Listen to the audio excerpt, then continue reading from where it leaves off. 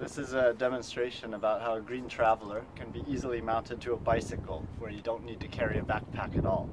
Usually there's two loops and the carabiner can put it to a backpack or strap, but you can also have it in a way that the GreenTraveler can go directly to a bicycle. So I'll show that now. Instead of having two loops on one side, you can switch this around the other way. So now you have two loops on one side that can be mounted to a bicycle bar. So we take anything from the household.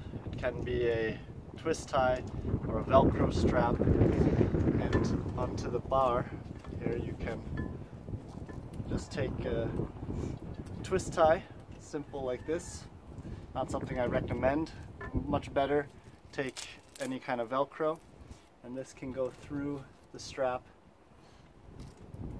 and around like so. Then you can get it tight, and a person can ride just like this with the traveler between the legs without it moving, without having to have a backpack on or anything. So this is a demonstration. Just take anything from your household and mount it like so. Then you don't need a backpack, but you have your food with you on the go. Water bottle can still fit here, and your food is all packed together. Thank you for watching.